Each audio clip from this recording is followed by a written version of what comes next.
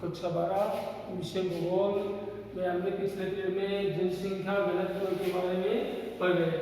अब हम जनसंख्या घनत्व को विस्तृत जो विषय वस्तु है उसके बारे में हमें देखेंगे।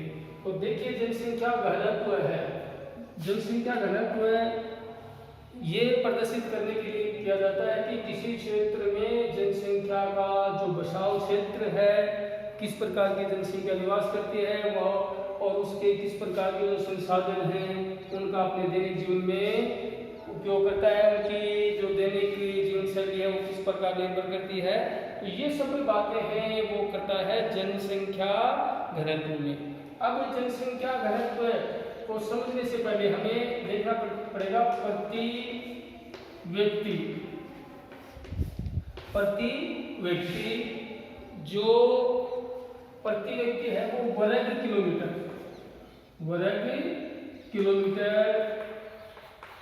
में कितने व्यक्ति निवास करते हैं, उसके जो क्षेत्र है यानी 1 किलोमीटर में कितने व्यक्ति जो निवास करते हैं वो किसको प्रदर्शित करते हैं, जन घनत्व को प्रदर्शित करते हैं। अब जन घनत्व में व्यक्ति के रूप में अपन यहाँ देखेंगे कि 1 वर्ग किलोमीटर में और कितने व्यक्ति निवास करते हैं। इसके लिए साधारणतः एक सूत्र का लिया जाता है भूगोल में, और उस सूत्र की सहायता से हम जन घनत्व ज्ञात कर सकते हैं। अब देखिएगा, हमने जहां पर देखो एक प्रति व्यक्ति जन घनत्व, प्रति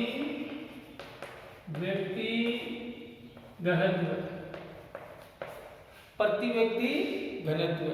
अब मान लीजिए कि किसी क्षेत्र में जनसंख्या है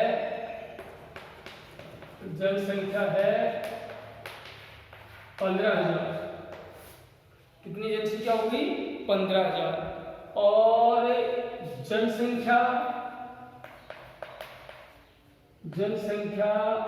बटा क्षेत्रफल,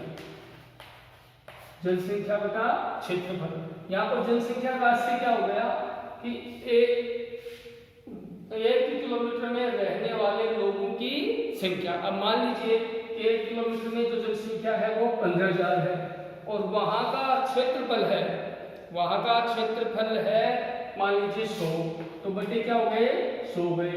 इससे ये काटने के पश्चात हम यहाँ ये देखते हैं कि जन घनत्व जो बचता है वो क्या हो जाएगा, हमारा क्या हो जाएगा, जन घनत्व आ जाएगा। तो जनसंख्या बटा वहां का क्षेत्रफल, और वो क्या हो जाएगा, प्रति व्यक्ति जन घनत्व प्रदर्शित करता है। अब इसी प्रकार हम देखेंगे आगे कि जन घनत्व है ये भूगोल में विस्तृत विषय वस्तु में दिया गया है, और विस्तृत विषय वस्तु में अपन इसके विभिन्न क्या पढ़ेंगे, प्रकार पढ़ेंगे। तो जनसंख्या या जन घनत्व के प्रकार। देखिए स्टूडेंट्स, जन घनत्व के जो मोटे तौर पर देखते हैं तो एक तो होता है जो मुख्य है गणितीय, पहला गणितीय जन घनत्व। पहला क्या है? गणितीय जन घनत्व है। अब गणितीय जन घनत्व को निकालने के लिए जनसंख्या क्या आ जाएगी? जनसंख्या का मतलब 1 किलोमीटर में निवास करने वाले लोगों की संख्या, और किसका भाग दे देंगे बटे कुल क्षेत्रफल। क्या दे देंगे? कुल क्षेत्रफल। ये हो गया गणितीय जन घनत्व है, इसको बोलते हैं गणितीय जन घनत्व। जो क्या है, जो साधारणतः अपन जन घनत्व बोलते हैं वो इसी फॉर्मूले पर निकलता है, जनसंख्या बटा कुल क्षेत्रफल। जैसे अपन राजस्थान के संदर्भ में लगा लेंगे तो जनसंख्या का जो संख्या किया जाता है तो उसमें क्या कर देंगे, कुल जनसंख्या में और कुल क्षेत्र का भाग दे देंगे, तो वो राजस्थान का क्या हो जाएगा, जन घनत्व हो जाएगा। अपन बात करेंगे भारत के संदर्भ में, तो भारत की कुल जनसंख्या बटा भारत का कुल क्षेत्रफल वो क्या हो जाएगा, जनघनत्व आ जाएगा। इसी संदर्भ में हम बात करेंगे संसार के स्थल भाग का जनघनत्व है, तो वहाँ की संसार की कुल संसार की जनसंख्या बटा कुल स्थलीय क्षेत्रफल, ये हो गया गणितीय जनघनत्व। इसको नाम से जानते हैं गणितीय जनघनत्व या प्रमुख जनघनत्व, प्रमुख जनघनत्व, दोनों नाम से इसको जाना जाता है। इसी क्रम में जो दूसरा क्या है घनत्व दे रखा है वो आर्थिक घनत्व। क्या है, आर्थिक घनत्व। अब आर्थिक घनत्व को निकालने के लिए हम क्या करेंगे, जनसंख्या बटे संसाधन, संसाधन। अब हमें ये समझना पड़ेगा कि संसाधन क्या है। संसाधन है वो उपलब्ध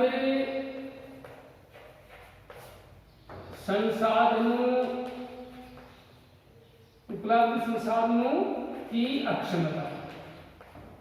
देखिए स्टूडेंट्स, यहाँ पर समझने के लिए जनसंख्या तो वही होगी, कुल जनसंख्या बटा संसाधनों की उपलब्धता, यानी उस क्षेत्र में उपलब्ध संसाधनों की कितनी अक्षमता है, संसाधनों का दोहन है वो कितने अक्षमता से हो रहा है, उनको टोटल करके उन सभी संसाधनों की अक्षमता का आकलन करके और क्या करेंगे, जनसंख्या में उसका भाग लगा देंगे, ये हो जाएगा आर्थिक घनत्व।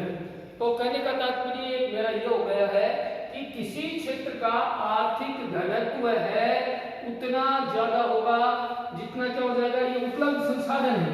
क्या है, उपलब्ध संसाधन है। उस क्षेत्र के पास कितने संसाधन है और उनकी जो उत्पादन क्षमता है, संसाधनों की उत्पादक क्षमता है, और इसमें क्या हो जाएगा, वो भाग हो जाएगा, और ये क्या रहता है, आर्थिक घनत्व है। आर्थिक घनत्व का साधारण तौर पर अपन देखते हैं कि जो भी हमारे पास आर्थिक क्रियाकलाप संचालन के लिए जो भी संसाधन है और उन संसाधनों की जो उत्पादक क्षमता है उसको जोड़ दिया जाता है और जनसंख्या में भाग दे दिया जाता है, ये होता है आर्थिक जनघनत्व।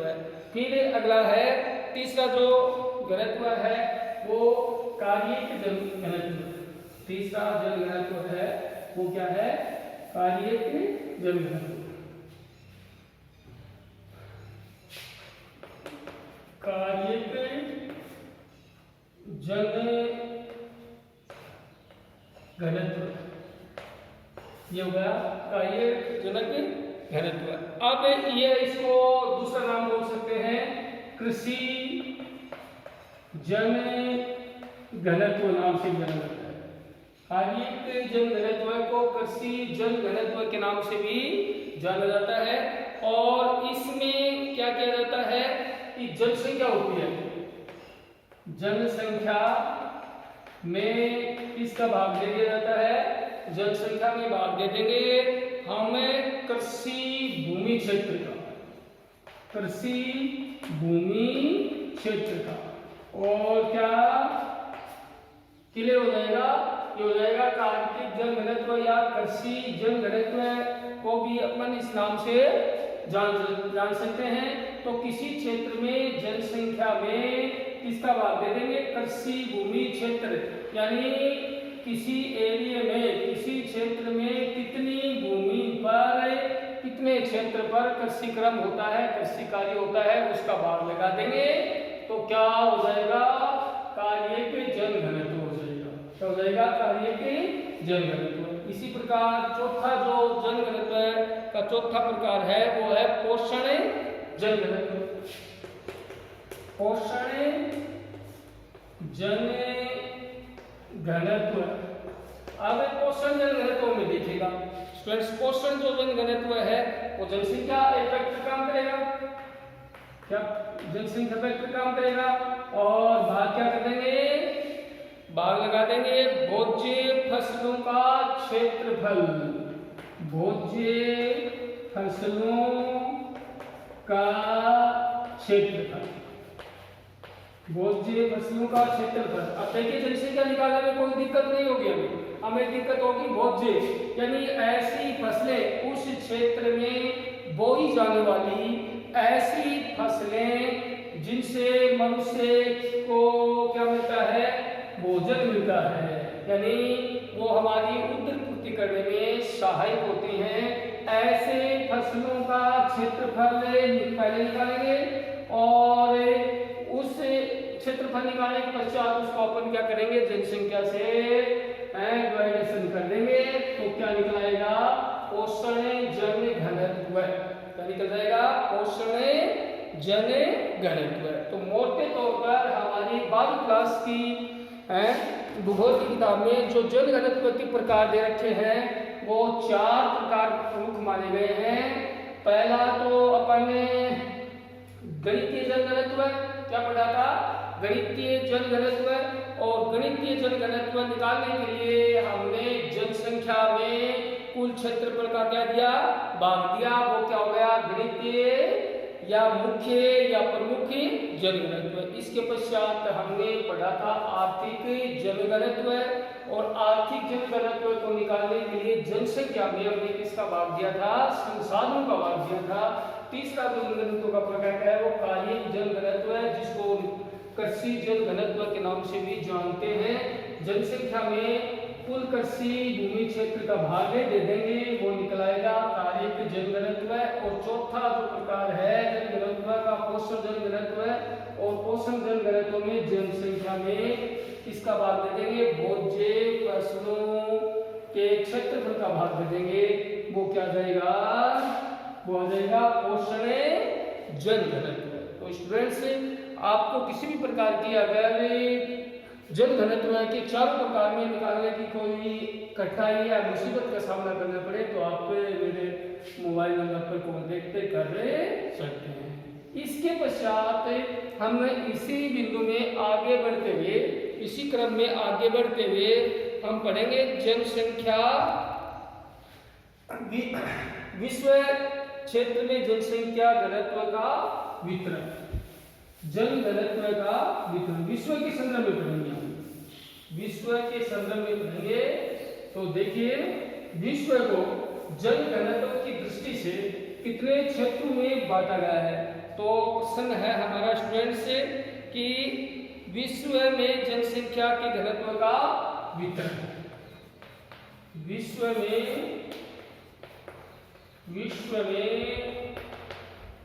जनसंख्या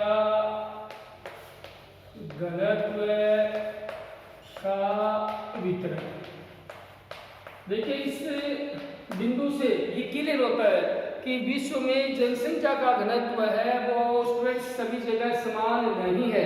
विश्व के कई क्षेत्र अधिक जन घनत्व वाले हैं, तो कुछ क्षेत्र ऐसे हैं जो प्राकृतिक आपदा या अन्य प्रकार की मुसीबतें उनको सामना करने के लिए जन घनत्व है वो न्यूनतम मिलेगा। तो इस हिसाब से विश्व के जो जन घनत्व वाले क्षेत्र है उनको 5 भागों में बांट रखा है। कितने भागों में बांट रखा है, 5 भागों में। और पहला देखिएगा स्टूडेंट्स, पहला जो भाग है वो आ जाएगा अत्यधिक जनसंख्या जन घनत्व वाले क्षेत्र, अत्यधिक जन घनत्व वाले क्षेत्र, ये बिंदु होगा। तो अत्यधिक जन घनत्व वाले क्षेत्र हैं उनमें प्रति वर्ग किलोमीटर यानी 250 व्यक्ति क्या कहते हैं प्रति वर्ग किलोमीटर में निवास करते हैं। यानी 200 से अधिक व्यक्ति क्या करेंगे 1 किलोमीटर में निवास करने वाले लोगों की संख्या वो 250 से अधिक होगी। ऐसे जो क्षेत्र है वो भूगोल में अत्यधिक जन घनत्व वाले क्षेत्रों में चिन्हित किया जाता है। और इसके अंतर्गत हम देखेंगे कि 3 जो बिंदु मुख्य हैं, विश्व के क्या जाएंगे, 3 जो बिंदु है वो मुख्य आ जाएंगे। एक तो दक्षिणी, क्या जाएगा, दक्षिणी, जैसे अपन ला दें दक्षिणी पूर्वी, दक्षिणी पूर्वी और दक्षिणी पूर्वी और दक्षिणी एशिया, एशिया महाद्वीप, ये तो हैं दक्षिणी पूर्वी और दक्षिणी एशिया महाद्वीप है। उसके जो क्षेत्र हैं वो किसमें आएंगे, अत्यधिक जनघनत्व वाले क्षेत्रों में आते हैं। नंबर 2 की बात करेंगे, नंबर 2 की बात करेंगे, पश्चिमी एवं मध्य यूरोपीय क्षेत्र, पश्चिमी एवं मध्य यूरोपीय क्षेत्र। और तीसरा आ जाएगा पूर्वी, उत्तरी पूर्वी अमेरिका, पूर्वी या उत्तरी अमेरिका के क्षेत्र। ये तीनों क्षेत्र विश्व में, ये तीनों क्षेत्र स्टूडेंट्स विश्व में क्या जाएंगे, अत्यधिक जनघनत्व वाले क्षेत्रों में गिने जाते हैं। और अत्यधिक जनघनत्व वाले क्षेत्र कौन से होते हैं, ऐसे क्षेत्र जहां पर 1 किलोमीटर में निवास करने वाले लोगों का जो जनघनत्व है वो 250 से अधिक मिलता है, यानी प्रति व्यक्ति जनघनत्व है वो 250 से अधिक मिलता है। और ऐसे क्षेत्रों की जनसंख्या क्या हो जाएगी, ज्यादा हो जाएगी। जैसे अपन अत्यधिक जनघनत्व वाले क्षेत्र हैं, इनको 3 कैटेगरी में बांट दिया है। पहला जो क्षेत्र है वो दक्षिणी पूर्वी एशिया महाद्वीप है, जहां पर उचित मृदा, अच्छे संसाधन, पानी और यानी जल के अच्छे स्रोत हैं और अच्छी मानसून होती है और मैदानी क्षेत्र है। और कहने का तात्पर्य है कि हर प्रकार से जो भी भूगोल के जो भी संसाधन है वो मनुष्य की आजीविका चलाने के लिए भरपूर मदद करते हैं। ऐसे क्षेत्रों का जनघनत्व है वो अधिक मिलेगा। यानी कहने का तात्पर्य एशिया महाद्वीप के पूर्वी और दक्षिणी भाग में जनघनत्व अधिक मिलेगा। इसी क्रम में दूसरा जो बिंदु दिया गया है पश्चिमी एवं मध्य यूरोपीय क्षेत्र। यूरोप में है, दो महाद्वीप में लगाएंगे तो पश्चिमी यूरोप और मध्य यूरोप में जनघनत्व अधिक मिलेगा। और इसी क्रम में तीसरा जो बिंदु है वो पूर्वी और उत्तरी अमेरिका के क्षेत्रों में भी जनघनत्व अधिक मिलता है। परीक्षा में स्टूडेंट्स ये प्रश्न आ सकता है कि इन क्षेत्रों में जनघनत्व अधिक होने के क्या कारण है, कौन कौन से प्राकृतिक कारण हैं। तो लिख देना कि यहाँ पर जल संसाधन है उसकी उपलब्धता आसानी से हो जाती है, प्राकृतिक आपदाएं कम मिलती है, जलवायु भी मनुष्य के अनुकूल मिलती है, आवास और कृषि उत्पन्न या उपज पैदा करने में मनुष्य को किसी भी प्रकार की समस्याओं का सामना नहीं करना पड़ता है। इसलिए इन क्षेत्रों का जनघनत्व क्या मिलेगा, अत्यधिक मिलेगा। अब हम बात करेंगे अधिक जनघनत्व वाले क्षेत्र।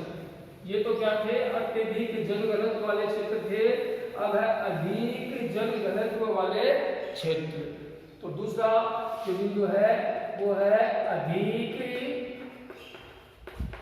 जनघनत्व वाले क्षेत्र।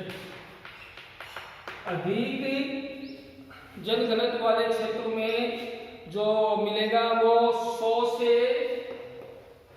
और 250 व्यक्ति, यानी जनघनत्व क्या मिलेगा 100 से लेकर 250 के मध्य जनघनत्व मिलेगा, जनघनत्व मिलेगा।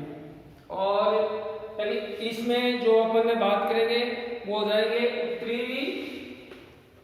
उत्तरी पूर्वी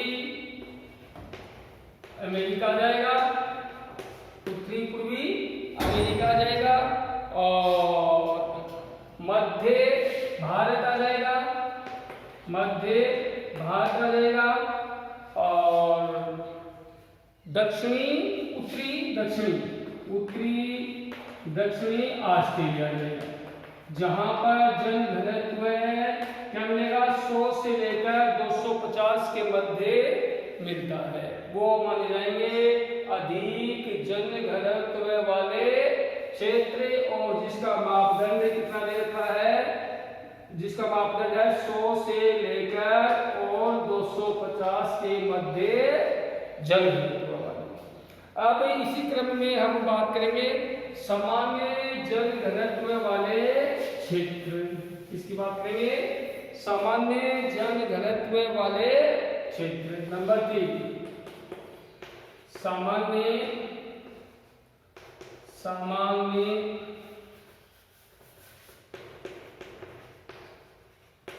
जन घनत्व वाले क्षेत्र। इन क्षेत्रों का जो जन घनत्व है, इन क्षेत्रों का जो जन घनत्व मिलेगा वो मिलेगा 10 से लेकर और 100 के मध्य जन घनत्व, 100 के मध्य घनत्व मिलेगा। ये हो जाएंगे सामान्य क्षेत्र। और सामान्य क्षेत्रों में अपन बात करेंगे एशिया के जो अधिक जन घनत्व वाले क्षेत्रों को छोड़कर और अत्यधिक जन घनत्व वाले क्षेत्रों को छोड़कर संपूर्ण क्या आ जाएगा, एशिया महाद्वीप आ जाएगा, यूरोप महाद्वीप आ जाएगा, और ऑस्ट्रेलिया के कुछ क्षेत्र हैं वो इसमें सम्मिलित हो जाएंगे। इसी क्रम में हमारा जो चौथा जो बिंदु आता है वो आ जाएगा कम जन घनत्व वाले क्षेत्र। कम जन घनत्व वाले क्षेत्र, कम जन घनत्व वाले क्षेत्र, और इसमें 1 से लेकर और 10 के मध्य क्या मिलेगा, जन घनत्व मिलेगा, जन घनत्व मिलेगा 1 से लेकर 10 के मध्य। और 5वां जो बिंदु है वो आ जाएगा प्राय जन विहीन क्षेत्र। क्या आ जाएगा, प्राय जन विहीन क्षेत्र। और इसमें क्या मिलेगा, इसमें मिलेगा एक व्यक्ति से भी कम, एक व्यक्ति से भी कम जन घनत्व मिलेगा। तो विश्व को जन घनत्व वितरण की दृष्टि से कितने भागों में बांट दिया गया है, 5 भागों में बांटा गया है, जिसमें पहला जो भाग है वो अत्यधिक जन घनत्व वाले क्षेत्र, जिन क्षेत्रों का जन घनत्व से 250 से अधिक जन घनत्व वाले हैं, और ऐसे क्षेत्र मिलेंगे आपको यूरोप और एशिया और अमेरिका के दक्षिणी पूर्वी भागों में। यहाँ पर जनसंख्या का अत्यधिक दबाव मिलता है, और उस दबाव के कई कारण हैं, जैसे जन संसाधनों की उपलब्धता, अच्छी मृदाएं, आय के अच्छे स्रोत, उन लोगों की जो फैसिलिटी और उनकी जो शैली होती है, जीवन शैली है, वो उच्च मिलेगी। फिर इसी क्रम में दूसरा आ जाएगा अधिक जन घनत्व वाले क्षेत्र, और अधिक जन घनत्व वाले क्षेत्रों में जो जन घनत्व मिलेगा वो मिलेगा 100 से लेकर और 250 व्यक्ति के बीच में। तीसरा जो है सामान्य जन घनत्व वाले क्षेत्र में व्यक्ति करेंगे 1 किलोमीटर में 10 से लेकर और 100 के मध्य, और कम में 1 से लेकर 10 व्यक्ति निवास करेंगे, और प्राय जन विहीन क्षेत्रों में टुंड्रा प्रदेश लगा लेंगे, और जहाँ पर बर्फ अत्यधिक गिरती है, पर्वतीय क्षेत्र है, वो प्राय जन विहीन होते हैं, जहाँ पर नाममात्र के लोग 1-2 लोग निवास कर पाते हैं। अगला इसी लेसन का अगला जो बिंदु है हम अगले। धन्यवाद।